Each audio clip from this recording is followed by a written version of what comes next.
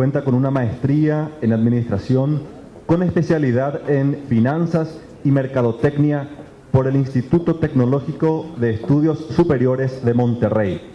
Es miembro del Consejo de Administración de Reaseguros Alianza y de la Compañía Mexicana de Seguros de Crédito.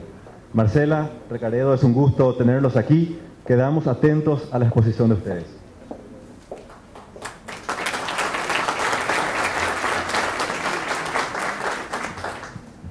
Bueno, pues antes que nada, buenas tardes, y hablando tanto por mí como por Recaredo, lo primero que les queremos decir es que es un honor que nos hayan invitado al primer evento que hacen ustedes de este tipo, que esperamos podamos aportar algo y hacer de esta plática algo interesante para ustedes. Nosotros les vamos a hablar del tema de Solvencia 2. ¿Sí se oye bien? ¿Sí? Okay. Yo me oigo con eco. Vamos a hablar del tema de Solvencia 2. Es un tema que está de moda, pero nosotros consideramos que como este es el primer evento que ustedes tienen, creemos que es importante repasar algunos de los conceptos generales para que entonces ya cuando entremos de lleno en el tema, mucho de lo que se está haciendo les quede más claro.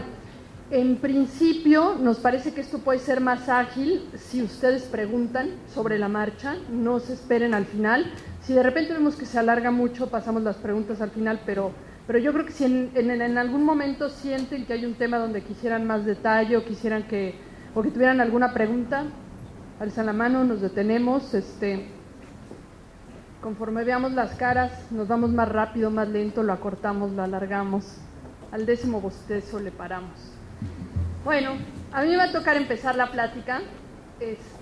Como les decía, vamos a hablar, el tema central es Solvencia 2, pero vamos a empezar con los conceptos generales para que podamos llevar a todo mundo al mismo ritmo al tema que nos ocupa. Entonces, la primera parte son conceptos generales, yo les voy a hablar de los conceptos generales.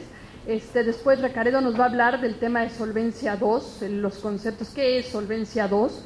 Yo les voy a decir o les voy a platicar un poquito de las reacciones que se están teniendo en diversos países, incluyendo la Unión Europea, obviamente. Después Recaredo nos va a compartir los resultados muy interesantes de una encuesta que se ha llevado a cabo tanto en Latinoamérica, también una encuesta en México, de qué tan preparados están los países para un sistema de este tipo. En México, Recaredo va a entrar en mucho más detalle de qué es lo que estamos haciendo actualmente, ahorita en materia de regulación, y finalmente conclusiones, ¿no? ¿Qué nos espera con un sistema de solvencia de este tipo? Bueno, y conceptos generales. No podemos empezar a hablar de solvencia si no tenemos muy claro qué es para una compañía de seguros capital y solvencia. Esa va a ser la primera parte de mi plática. Y después el tema de administración integral de riesgos y cómo se liga con Solvencia 2. Entonces vamos a empezar. ¿Qué es capital y solvencia? Bueno, primero que nada, ¿qué es solvencia para una compañía de seguros? Bueno, el requerimiento bruto de solvencia, tomé esta definición de la ley mexicana, no por otra razón, sino porque, bueno, obviamente era la que tenía más a la mano, pero además es una definición simple y clara. A lo mejor demasiado simplista, pero es lo que realmente deberíamos entender por solvencia. El requerimiento de solvencia son los recursos que una compañía de seguros debe tener. ¿Para qué? Para hacer frente a desviaciones en los resultados esperados. Entonces, nosotros como aseguradores, el concepto de primas es clarísimo. ¿Qué es una prima de seguros? Pues es lo que yo espero pagar por el riesgo que estoy cubriendo, pero no siempre lo que yo espero es lo que voy a pagar. Eso es un hecho. O sea, tratamos de hacer nuestra mejor estimación, pero no siempre se cumple. Hay muchos factores que no podemos controlar totalmente. Entonces, precisamente, como no tengo una bola de cristal, tengo que tener algún margen para hacer frente a desviaciones, y esto es lo que busca cubrir el requerimiento de solvencia. Y aquí nombramos las desviaciones más comunes, ¿no? Entre las desviaciones en siniestralidad, algún reasegurador que quiebra y entonces no va a ser capaz de pagarme, fluctuaciones en el valor de las inversiones, descalce. Ahora, ¿cómo medimos la solvencia en una compañía de seguros? Bien fácil, dependiendo cuánto capital tiene para operar por encima de lo que se le exige. ¿Quién le exige capital a una compañía de seguros? Hay varias personas o varios jugadores que exigen o que demandan un requerimiento de capital. Entonces, por un lado tenemos el capital regulatorio, el más común, el que es conocido por todos, el capital que me exige el regulador de donde yo estoy operando para poder operar una compañía de seguros. Y normalmente cualquier compañía de seguros intenta tener siempre un extra, algo arriba de lo que el regulador le exige. ¿Por qué? Porque si se presenta alguna desviación, inmediatamente puedo cubrir ese faltante de capital. Pero también tenemos el capital de las calificadoras. Voy a dejar el capital económico para el final. Y ese a lo mejor, ese también es un capital un tanto cuanto obvio o conocido para nosotros. Es el capital que me pide la calificadora para darme una calificación crediticia, ¿no? Y lo que busca es poder transmitirle al público la opinión de la calificadora sobre la solidez financiera de la compañía. Y en tercer lugar, y es donde nos vamos a centrar ahora, tenemos el famoso capital económico, o a lo mejor no tan famoso, pero cuando entremos al tema de Solvencia II van a oír varias veces capital económico. ¿Qué es el capital económico? Y se los voy a definir con una pregunta. ¿Cuánto dinero necesito tener para que con cierto nivel de confianza pueda garantizar que siempre voy a poder cumplir con mis obligaciones? ¿Cuánto dinero necesito para estar segura de que en el 99% de los escenarios que se le presenten a mi compañía yo voy a poder hacer frente a los pagos? Eso es el capital económico. Para poder hablar de reservas, más bien para poder hablar de solvencia, nos tiene que quedar claro un punto fundamental. La solvencia se mide no solo en el capital, sino también en las reservas. Entonces, en una compañía de seguros tenemos por un lado el activo, por otro lado tenemos las reservas de la compañía de seguros, y las reservas básicamente están ahí para cubrir nuestras obligaciones. En algunos casos, y a lo mejor en nuestros países, me refiero a Latinoamérica, en la gran mayoría de los países las reservas traen un margen por si nuestros supuestos no se cumplen, para desviaciones. Y estos márgenes, como yo les decía hace un momento, el capital es un margen para cubrir desviaciones, entonces de alguna manera se traslapan, no se duplican, ¿no? Después tenemos el capital requerido por el regulador, por la calificadora, y lo que sobra es lo que consideramos nuestro margen de solvencia. ¿Qué quiere decir? Para hablar de solvencia siempre hay que ver de manera integral reservas y capital. Es un error que se comete muy comúnmente. A veces se regula solo reservas, solo capital, cuando se tiene que regular de manera integral, porque si no estoy poniendo en reservas márgenes prudenciales que deberían de estar en el capital, o que a lo mejor ya están o están duplicados. Y luego nosotros como industria nos peleamos la circular de reservas por un lado y luego la de capital, y realmente lo que deberíamos hacer es estar viendo la solvencia de manera integral. ¿Qué conceptos están relacionados con cuánto capital necesito? Bueno, yo hablaba del nivel de confianza, ¿ok? Es que tan seguro me quiero sentir. Entonces, normalmente el regulador, cuando fija los requerimientos de capital, lo que está haciendo es asignándole el mismo nivel de confianza a todo el sector. Cuando hablamos del capital de las calificadoras, la calificadora a mayor calificación te pide un mayor nivel de confianza. Y cuando hablamos del capital económico, la compañía de seguros es la que decide cuál es el nivel de confianza con el que se siente cómodo, ¿ok? Nunca, y eso lo vamos a ver ahorita, hablamos del 100% de confianza, porque eso sería casi como decir solo voy a asegurar albercas contra incendio. Imposible. Entonces era un requerimiento de capital absurdo, ¿ok? Pero sí algo muy por arriba del 90%. ¿Qué riesgos estamos tratando de cubrir cuando fijamos nuestro requerimiento de capital? En principio, el capital que se le pedía a una compañía de seguros para operar solo estaba pensando en los riesgos de seguros, los riesgos del negocio que estamos emitiendo, ¿no? Pero conforme ha evolucionado los sectores, se están incluyendo más riesgos dentro del requerimiento de capital, entonces ahora no es extraño ver que haya países donde se pide capital no nada más por el tipo de riesgos que se están asegurando, sino también por el tipo de activos que se tienen para respaldar estos riesgos, o por los reaseguradores con los que se está trabajando, o el nivel de concentración. Y ahorita que entremos en materia, en Solvencia II incluso estamos metiendo riesgos como el riesgo operativo, y estamos metiendo temas como el impacto de la correlación y la diversificación, de los cuales vamos a hablar un poco más adelante. A mí esta gráfica me gusta mucho para explicar el capital económico, porque me da la impresión de que aquí es cuando acaba de hacer clic el concepto, ¿no? Vamos a suponer que pueden proyectar el resultado de su compañía bajo 100 escenarios. O sea, podemos hacer 100 escenarios diferentes, donde en cada escenario puede variar lo que sea. Puede variar la inflación, puede variar la siniestralidad de una línea de negocio, puede variar el gasto esperado, lo que sea. Luego, lo que voy a hacer después de correr estos 100 escenarios, los voy a ordenar del que tiene mayor pérdida al que tiene una mayor utilidad, ¿ok? La línea horizontal marca la diferencia entre pérdida, lo que está abajo de la línea, y utilidades. Y los escenarios en rojo son los escenarios que vamos a decir desde un punto de vista de negocio no son aceptables para mi accionista, ¿ok? Entonces, cuando yo digo qué capital económico quiero tener, lo que estoy haciendo es decir, ¿cuántos de estos 100 escenarios quiero ser capaz de cubrir? Obviamente pensando en los negativos, ¿ok? Porque los positivos puede que me den un resultado menor a lo que yo quisiera, pero los negativos son pérdida, se comen mi capital.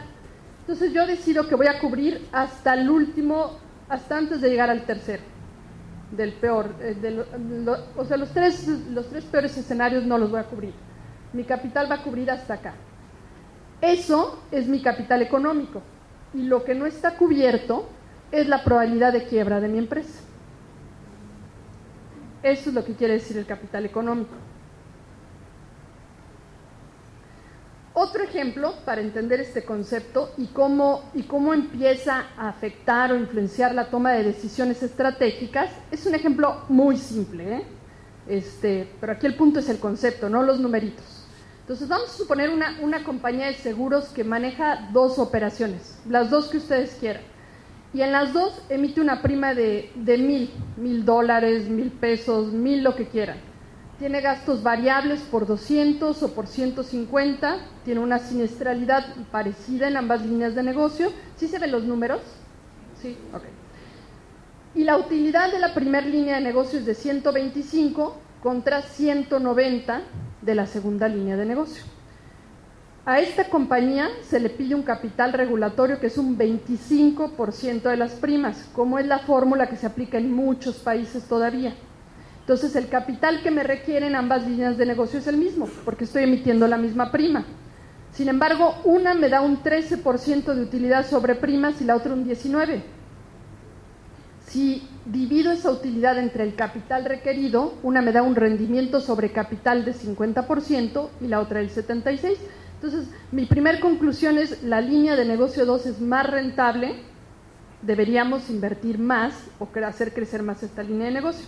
En promedio, el rendimiento sobre el capital total de mi empresa es 63%. Si yo cambio a un esquema donde el capital se vuelva un capital económico, ¿qué quiere decir? Aquí hay un punto que a lo mejor no he mencionado. ¿Qué es lo que bajo un esquema de capital económico, qué es lo que va a hacer que mi capital aumente? O sea, ¿qué líneas de negocio me van a requerir más capital? Las más volátiles, ¿ok? No las más grandes, no las que tengan un mayor nivel de siniestralidad, sino las más volátiles. ¿Qué quiere decir? Las que dan más bandazos. Eso es lo que a mí me expone a mayor riesgo, porque es más difícil de predecir, y eso es lo que me requiere más capital. Entonces vamos a suponer que la línea de negocio 2 es más volátil que la 1. Entonces, si yo calculo el capital económico, la línea 2 me requiere 400 y la 1 solo 200. Y todo lo demás sigue igual. Entonces, si calculo la rentabilidad con base al capital requerido, nada más que ahora este capital es el capital económico requerido, resulta que la línea de negocio 1 me requiere el 63% y la 2 el 40%, me da el 63% de rendimiento y la línea 2 el 48%. Resulta que la línea 1 es la buena. Y esto es bien fácil, vamos a hacer la analogía contra las inversiones. O sea, si uno invierte en papel gubernamental o papel sin riesgo, gana menor rendimiento que un papel con mayor riesgo. Igualito en seguros.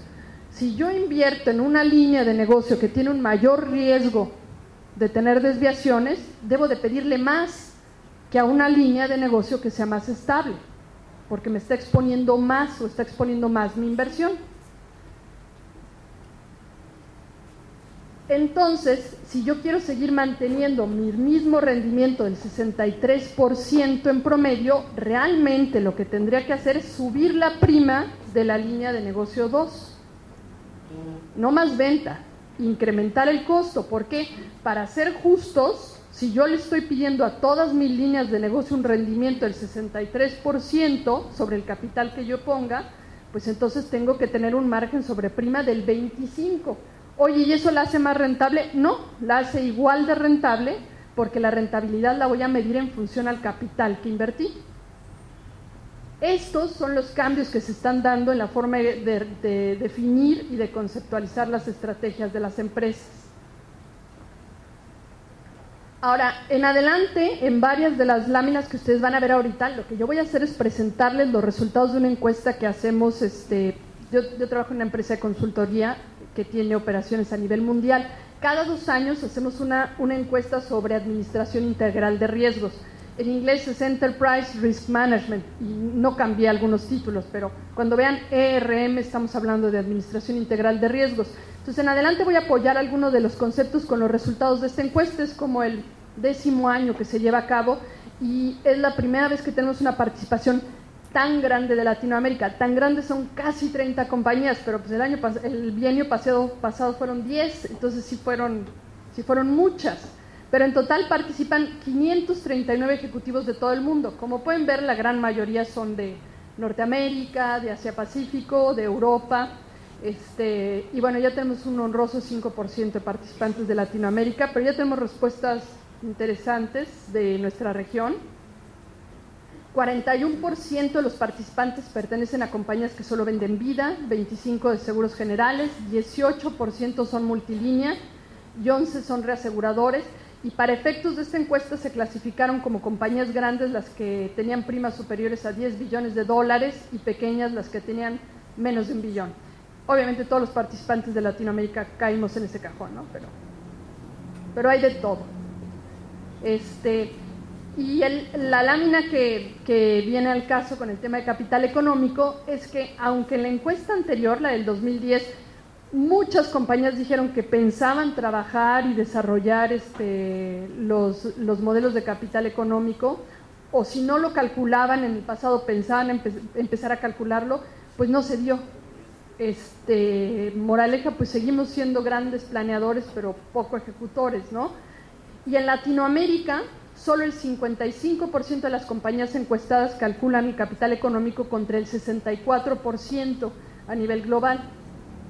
Lo que aquí sí es muy importante destacar es que el 96% de las compañías que se calificaron como grandes calculan el capital económico. Pues este es un tema de compañías grandes, sin duda alguna, pero ya tenemos un 59% de compañías clasificadas como pequeñas empezando a hacer este cálculo. Ok, hasta aquí el tema de capital y solvencia. Ahora vamos a pasar al tema de administración integral de riesgos. Y en el tema de administración integral de riesgos, y ahorita vamos a ver por qué es un tema básico para entender lo que está ocurriendo con Solvencia 2, incluye una definición muy genérica, que básicamente lo que dice es que para las compañías de seguros, hablar de administración integral de riesgos es hablar de la forma en la que están identificando, midiendo, administrando actualmente sus riesgos de una manera más efectiva que como se hacía en el pasado. Pero siendo más claros, ¿cómo han evolucionado las compañías de seguros en este sentido? Pues están pasando de una administración reactiva, donde solo veíamos y cuidábamos y monitoreábamos los riesgos de seguros básicamente, y a lo mejor algunos riesgos financieros en el caso de las compañías de vida, de manera aislada, a una administración más integral, donde ya entendimos que hay riesgos que van más allá de la operación de seguros, que hay riesgos operativos, que hay riesgos reputacionales, que hay riesgos legales, que tenemos que trabajar de manera más integrada y que el tema de administración de riesgos tiene que ser un tema de cultura de la empresa, no de un área de administración de riesgos, la idea es llegar a un punto donde entendamos que la administración integral de riesgos se puede convertir incluso en una ventaja estratégica, si la sabemos explotar. Sobre esto, en la encuesta, una de las preguntas que se tenía era ¿qué tanto está influenciando administración integral de riesgos la operación de tu negocio? Y lo que se vio es que cada vez son más áreas y más áreas las que están siendo influenciadas por el tema de riesgos. pero yo creo que las interesantes para nosotros, bueno, obviamente la más mencionada es administración integral de riesgos influye en la definición de mi estrategia o apetito de riesgos, obvio, pero también está influyendo en la forma en la que defino mi estrategia de inversión, eso es muy importante, o en la forma en la que tarifico los productos, esa es la tercera respuesta más mencionada, con un 47% de las menciones, y en el caso de Latinoamérica, el 52% de los encuestados dijeron que los temas de administración de riesgos están afectando la forma en la que tarifican sus productos. ¿Eso qué quiere decir? Así básico y de cajón, ya las compañías de seguros cuando diseñan un producto, uno de los objetivos que ponen ya no tanto es la TIR o el payback, sino el rendimiento sobre capital económico. O sea, a lo mejor no lo usan, no lo miden constantemente, pero para diseñar un producto, ya uno de los requerimientos que tienen en muchas compañías es calcular el capital económico que ese producto va a requerir y demostrar que la utilidad representa un rendimiento aceptable sobre ese capital económico. Y otra cosa muy interesante es que la administración integral de riesgos está cambiando la mezcla de productos de las compañías. O sea, un producto al que muchas compañías que se empiezan a meter al tema de administración integral de riesgos le huyen, son las garantías de largo plazo. ¿Por qué? Porque no hay papel de largo plazo que permita calzar o machear, como se dice en inglés, perfectamente estas garantías. Otro producto, otra línea de negocio al que una compañía que no quiere riesgos le va a huir, son todo lo que involucre riesgos catastróficos o eventos catastróficos, incendio, ¿no? Esa es una línea que seguramente no voy a querer vender si no me gusta la volatilidad o los cambios inesperados. Ahora, otra pregunta que se hacía era, ¿cuáles son las prioridades de tu empresa en materia de administración de riesgos? ¿En qué es lo que vas a enfocar tu presupuesto y tus recursos? Y la gran mayoría de los encuestados dicen, vamos a afinar la forma en la que monitoreamos los riesgos y la que reportamos el nivel de riesgos a lo que estamos expuestos. Y otras respuestas muy comunes son, pues desarrollar una definición formal del apetito de riesgo, que también vamos a ver en un momento, definir límites y controles para cada riesgo, calcular mi capital económico y empezar a utilizar el capital económico en la toma de decisiones. Obviamente, las compañías europeas en la gran mayoría de los casos son las que más avanzadas están en todo esto, pero ellas empezaron con el tema de solvencia 2 hace, no sé, más de 10 años, ¿no? Ahora, ¿cuáles son los principales retos que están enfrentando las compañías en el tema de administración integral de riesgos? Bueno, a nivel mundial, las respuestas más comunes fueron encontrar gente que tenga los conocimientos y la capacidad adecuada. Ya es un 56. Bueno, estas son las respuestas de 2010 porque no cambiaron mucho, esta no la actualicé por eso. Y temas de información. Aquí lo interesante es que en el pasado los principales retos estaban relacionados con sistemas e información. Pero desde el 2010 esto se volteó y el reto o el problema que más se han encontrado las compañías es encontrar gente que sepa del tema. Ahora, aquí curiosamente en Latinoamérica las respuestas eran totalmente diferentes. En Latinoamérica el principal reto siguen siendo los sistemas, el 52% de las compañías contestaron que sistemas, y los cambios regulatorios, el 48% contestó eso, que a nivel global ni siquiera pinta dentro de las principales respuestas. ¿Y por qué? Porque la mayor parte de nuestros países, y eso lo va a tocar Recaredo con más detalle, están ahorita en el proceso de cambios regulatorios y entonces las compañías están en un status quo, en una posición de stand-by, ¿no? Empiezo, me adelanto, vamos a ir hacia solvencia 2 o algo parecido, pero no tanto. Entonces eso es lo que ven como uno de sus principales problemas. Ahora, para yo empezar a hablar de que tengo una administración integral de riesgos dentro de mi empresa, pues obviamente lo primero que tengo que tener es una estrategia de riesgos. Y esto pues suena pura teoría y puro rollo, pero aunque es muy básico, a veces no hacemos un alto para decir, empecemos por lo más básico, ¿no? ¿Cuál es la filosofía? ¿Y cuál es la posición de mi compañía frente a los riesgos? Y además eso tiene que estar claro y tiene que venir del nivel más alto de la empresa, ¿no? Si la filosofía o la estrategia de riesgos me la va a definir el administrador de riesgos o el director de finanzas porque a él le colgaron la función de riesgos, estamos en problemas, ¿ok? Porque entonces se va a volver un control interno adicional.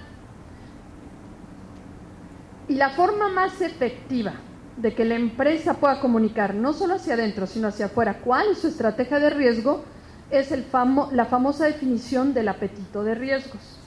Si ustedes se meten a la página de internet de varias aseguradoras multinacionales, algunas de ellas incluso ya publican su apetito de riesgos. Porque aquí yo les voy a hacer una definición muy general, les voy a decir cuáles son los principales conceptos, pero aquí no es blanco o negro, ¿no? O sea, no hay una receta de cocina de cómo se define un apetito de riesgo. Lo que yo les voy a platicar es qué debe de contener. De ahí en fuera, cada quien hace la suya. Por eso sería importante que de repente le echaran un ojo a lo que han subido algunas compañías. Pero bueno, de fondo lo que es una definición de apetito de riesgo es comunicar lo que el consejo, los dueños o el directorio, como lo llaman en otros países, espera en el tema de administración de riesgos o exposición a riesgos. También define qué riesgos quiero tomar y qué riesgos no me interesan.